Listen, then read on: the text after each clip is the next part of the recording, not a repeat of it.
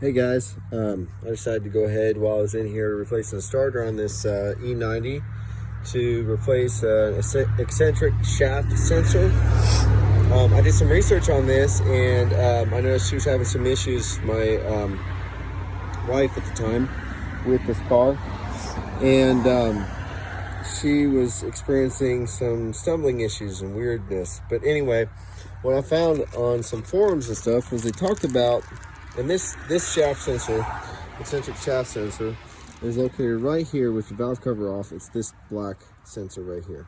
And it pops up through your valve covers. There's a little hole right there, right towards the front of your engine.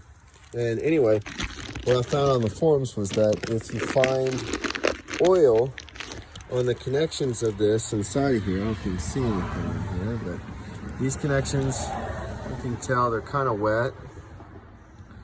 Chances are, some way or another, the oil is seeping up through the sensor and could be causing all kinds of havoc, basically. You could run into all kinds of stumbling issues, issues with where the car just doesn't want to, start sometimes, I think, too. There was just some weird stuff with it. But so I decided to go ahead and change that. And I thought I'd get on here and kind of point out a couple things here. So I learned something today. I'll pull the old one out so we can look at it here. But basically, this thing is designed to where you can put the screws into it before you put it in there, which is kind of nice. So these little holes here have got like plastic inside of there that'll grip the screws. So the best thing to do when you're reinstalling is to put your screws in first into this about halfway, and then kind of put down in there. Otherwise, you're going to be dropping the screws down through the engine, and you do not want to do that. So there's three screws that go in here. You can't see the third one unless you're really kind of paying attention. But the third one is, let's see, down in this hole, and you can only get to it through the timing belt chain guide thing. So now I've only tightened that a little bit because I don't want it to pull in too much. And then I'm gonna see if you can see any of this. Tighten these upper two bolts down. And it's basically just kind of like a crankshaft sensor, or a, in its design, I mean, where it doesn't spin, it doesn't rotate, it just magnetically makes contact with your shaft here. I don't know a whole lot about it other than just kind of how it's designed, and it's very similar to what a crankshaft position sensor would look like, or a camshaft position sensor, which those are right here. You can see these camshaft position sensors right here on the front, right there, and right here. You can get access to those without having to take the valve cover off. Anyway, I thought I'd share just kind of this little repair. To get your valve cover off, it's kind of a pain in the butt. You're supposed to replace the bolts every time that you take this thing apart because they stretch. I think they stretch to 15 inch pounds. It's very light. It's either inch pounds or foot. I doubt it's 15 inch or foot pounds, something like that. Anyway, they stretch. So when you're installing them, you can't actually go past 15 pounds.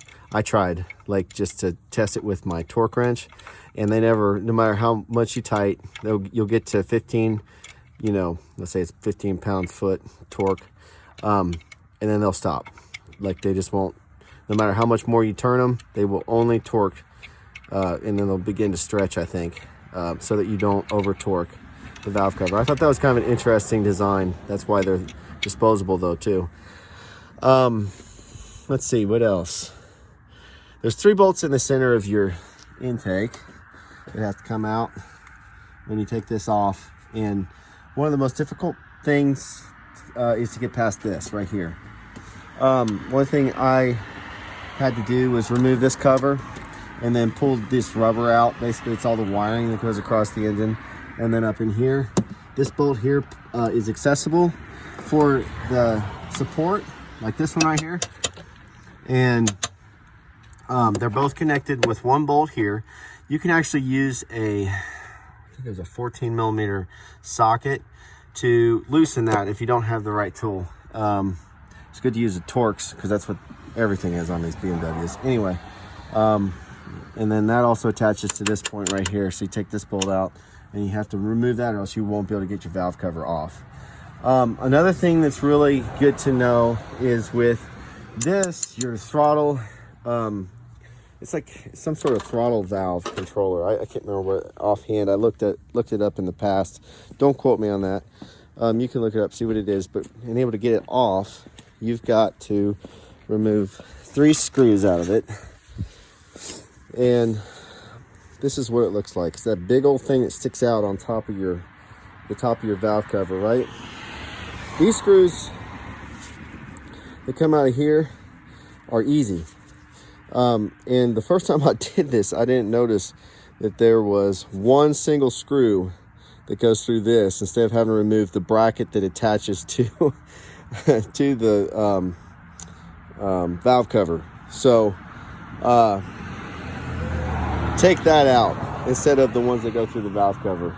It's much easier. Anyway, a couple tidbits. I'll probably take a couple more videos here and load them up.